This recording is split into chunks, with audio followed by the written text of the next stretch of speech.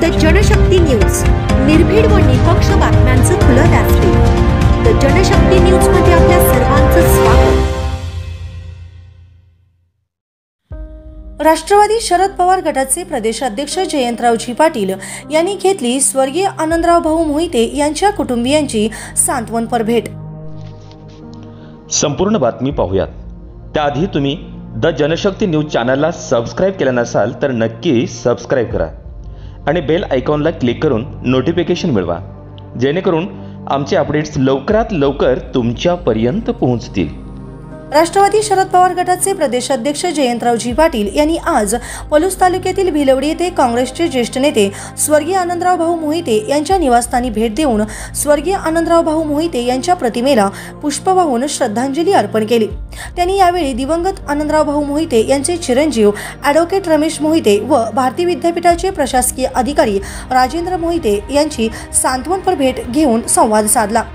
यावेळी त्यांच्यासोबत शिराळाचे आमदार तथा सांगली जिल्हा मध्यवर्ती बँकेचे अध्यक्ष मानसिंगराव नाईक, क्रांती सहकारी साखर कारखान्याचे अध्यक्ष शरद भाऊ लाड, तसेच राष्ट्रवादी काँग्रेसचे जिल्हा कार्याध्यक्ष मुळीक बापू, सांगली जिल्हा परिषदेचे माजी सदस्य सुरेंद्र भैया वाळवेकर, तसेच भिलवडी ग्रामपंचायतचे माजी सरपंच धनंजय पाटील, राहुल कांबळे, माजी उपसरपंच मोहन नाना तावदर, तसेच बाळासाहेब मोरे, क्रांती कारखान्याचे संचालक विजय पाटील, अंकलखोपचे सतीशाबा पाटील, दीपक पाटील, जावेद शेख, आमदार डॉक्टर विश्वजित कदम यांच्या जनसंपर्क कार्यालयाचे जनसंपर्क अधिकारी सुभाष अरबुने यांच्यासह संपूर्ण मोहिते कुटुंबीय व ग्रामस्थ मोठ्या संख्येने यावेळी उपस्थित होते।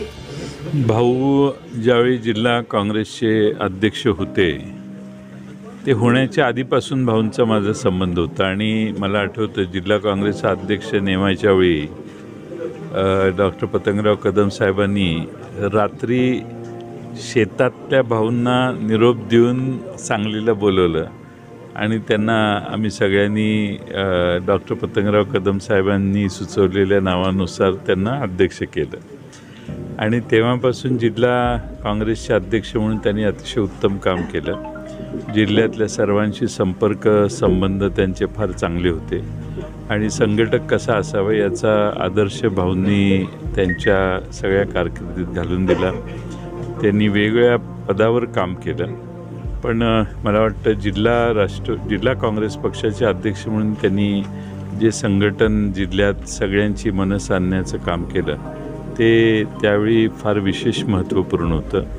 आज भाऊ आपल्यात नाही आहेत, पण मला नुसते भिलवडीकरच नाही तर सगळ्या जिल्ह्यामध्ये भाऊंची ही संघटनात्मक कामगिरी लोक कायम लक्षात ठेवतील।